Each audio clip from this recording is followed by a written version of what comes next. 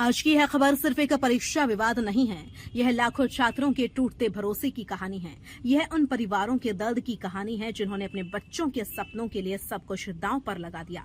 लेकिन जब मेहनत से ज्यादा सिस्टम की लापरवाही हावी हो जाए तो सवाल सिर्फ परीक्षा पर नहीं उठते, पूरा देश सवाल पूछता है। नीट पेपर लीक मामले ने अब एक बार फिर देश की राजनीति से लेकर शिक्षा व्यवस्था तक को हिला दिया है।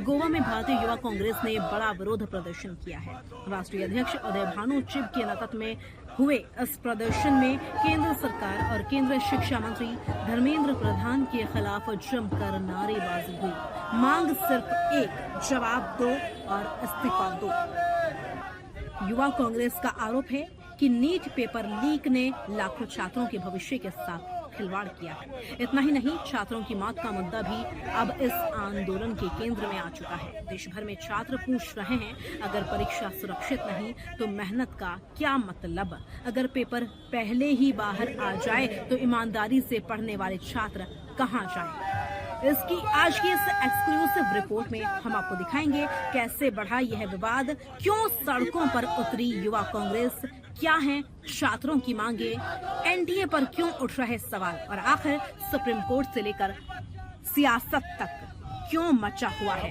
हड़कंप। वीडियो को आखिर तक जरूर देखिए, क्योंकि इस रिपोर्ट में कई ऐसे सवाल उठेंगे जो पूरे सिस्टम को कटघरे में खड़ा कर देते हैं। गोवा, जहां आमतौर पर पर्यटन और सियासत की हलचल रहती है, वहीं आज सड़कों पर छात्रों का गुस्सा दिखाई दिया। भारतीय युवा कांग्रेस के राष्ट्रीय अध्यक्ष उदय भानु चिब के नेतृत्व में गोवा प्रदेश युवा कांग्रेस ने केंद्र सरकार के खिलाफ जोरदार प्रदर्शन किया।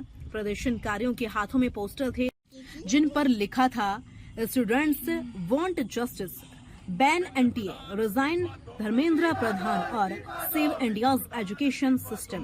युवा कांग्रेस नेताओं ने आरोप लगाया कि नीट पेपर लीक कोई छोटी चूक नहीं बल्कि शिक्षा व्यवस्था की सबसे बड़ी विफलताओं में से एक है। प्रदर्शन के दौरान लगातार नारे लगाए गए, छात्रों के भविष्य से खिलवाड़ बंद करो, पेपर माफियाओं पर कार्रवाई करो, एनटीए जवाब दो। यह प्रदर्शन सिर्फ राजनीतिक नहीं था बल्कि इसे छात्रों के दर्द और गुस्से की आवाज बताया गया। भारतीय युवा कांग्रेस के राष्ट्रीय अध्यक्ष उदय भानु चिब ने प्रदर्शन के दौरान केंद्र सरकार पर तीखा हमला बोला। उन्होंने कहा, नीट परीक्षा का पेपर लीक होना और उसके बाद छात्रों की मौत की खबरें पूरे देश को झकझोर देने वाली हैं। उन्होंने कहा कि आज देश का युवा खुद को ठगा हुआ महसूस कर रहा है। छात्र महीनों नहीं सालों मेहनत करते हैं, कोचिंग, तनाव, परिवार की उम्मीदें और फिर परीक्षा, लेकिन जब पेपर लीक हो जाए तो मेहनत करने वाले छात्र खुद को असहाय महसूस करते हैं। उदय भानु चिब ने कहा कि युवा कांग्रेस न्याय चाहती है, जवाबदेही चाहती है और सबसे पहले केंद्रीय मंत्री धर्मेंद्र प्रधान का इस्तीफा चाहती है। उन्होंने आरोप लगाया कि शिक्षा व्यवस्था को सुरक्षित रखने में केंद्र सरकार पूरी तरह विफल रही है। अब सवाल सिर्फ पेपर लीक का नहीं है, सबसे बड़ा सवाल है एनटीए यानी नेशनल टेस्टिंग एजेंसी की विश्वसनीयता। देश की सबसे बड़ी परीक्षाओं का जिम्मा जिस संस्था पर है, अगर उसी पर सवाल उठने लगे तो चिंता स्वाभाविक है। युवा कांग्रेस ने साफ मांग की है कि एनटीए को पूरी तरह से प्रतिबंधित किया जाए। क्यों? क्योंकि आरोपी की एजेंसी बार बार परीक्षा की गोपनीयता बनाए रखने में विफल रही है। छात्रों का कहना है कि अगर सिस्टम सुरक्षित नहीं तो लाखों युवाओं का भविष्य हर साल खतरे में रहेगा। कई छात्र और अभिभावक यह भी पूछ रहे हैं, क्या पेपर लीक माफिया इतना मजबूत हो चुका है कि देश की सबसे बड़ी परीक्षाएं भी सुरक्षित नहीं है? और अगर ऐसा है तो जिम्मेदारी किसकी है? और इस पूरे विवाद का सबसे दर्दनाक पहलू छात्रों की मौत का मुद्दा है।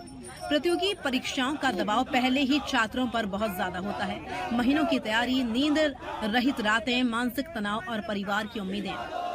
ऐसे में जब पेपर लीक जैसी खबरें सामने आती हैं तो कई छात्रों का भरोसा पूरी तरह टूट जाता है। युवा कांग्रेस ने आरोप लगाया कि इस लापरवाही की कीमत कई छात्रों ने अपनी जान देकर चुकाई है। हालांकि हर मामले की परिस्थितियां अलग हो सकती हैं, लेकिन यह साफ है कि परीक्षा प्रणाली को लेकर तनाव और अविश्वास तेजी से बढ़ा है। यही वजह है कि यह मामला अब सिर्फ राजनीतिक नहीं है बल्कि देश के युवाओं की मानसिक स्थिति और भविष्य से जुड़ चुका है। अब इस मुद्दे पर राजनीति भी तेज हो चुकी है। विपक्ष लगातार केंद्र सरकार पर हमला बोल रहा है। कांग्रेस और युवा कांग्रेस का कहना है कि शिक्षा व्यवस्था को सुरक्षित रखने में सरकार नाकाम रही। दूसरी तरफ सरकार का कहना है कि दोषियों पर कार्रवाई की जा रही है और जांच एजेंसियां लगातार काम कर रही हैं। लेकिन सवाल अभी भी कायम है। क्या सिर्फ जांच काफी है? क्या सिस्टम में बड़े बदलाव की जरूरत है? क्या परीक्षा एजेंसियों की जवाबदेही तय होगी? और सबसे अहम, क्या आने वाले समय में छात्र सुरक्षित और निष्पक्ष परीक्षा व्यवस्था पर भरोसा कर पाएंगे? आज देश का युवा सिर्फ एक सवाल पूछ रहा है, क्या हमारी मेहनत सुरक्षित है?